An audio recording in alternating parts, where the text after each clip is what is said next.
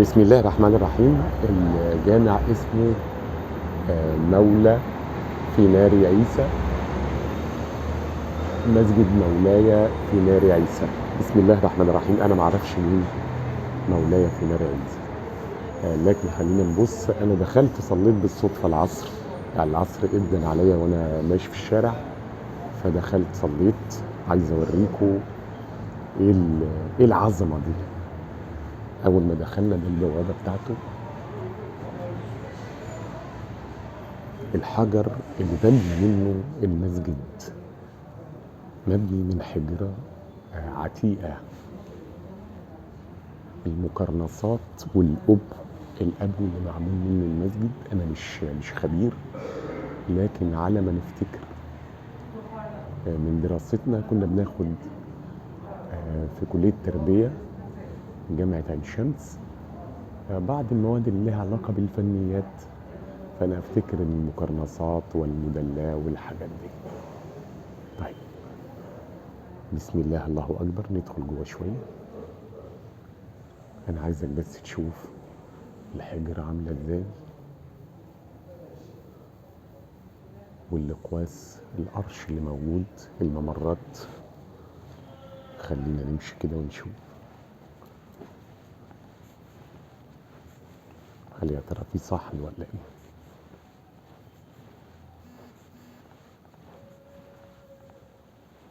الله،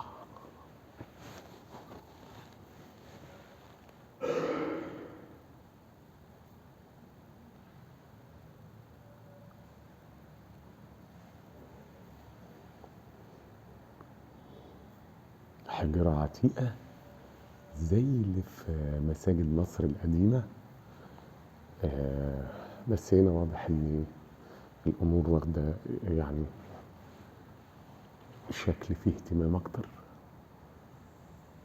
اعتقد ان في مصر بدأوا الاهتمام بالموضوع ده الفترة اللي فاتت. انا مش عارف اتصور ايه ولا ايه الصراحة، من كتر ما عاجبني. بصوا، ممرات، يعني المسجد ذات نفسه ممرات.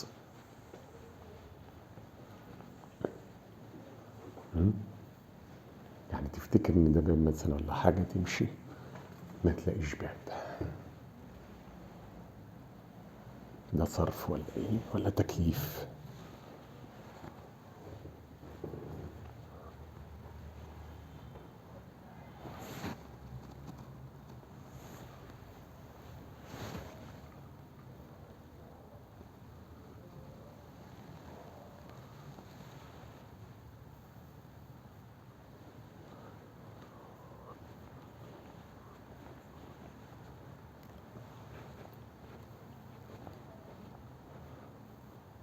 تحس ان محاريب، يعني كأنها محاريب للعباد. ادي محراب، ادي محراب اكبر، واللي احنا شفناه هناك ده المحراب الاصغر، كذا محراب.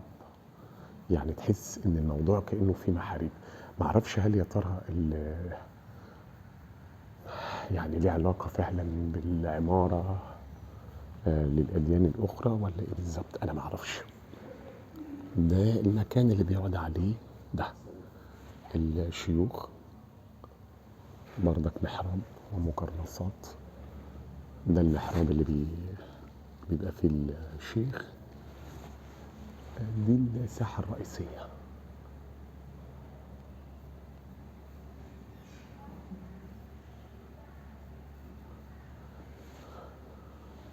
حسن، حسين، أبو بكر، عمر، عثمان، نفس اللي موجود في محمد عليه الصلاة والسلام.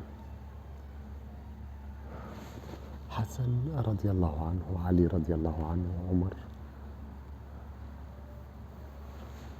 وهنا المنبر بسيط، ده جديد،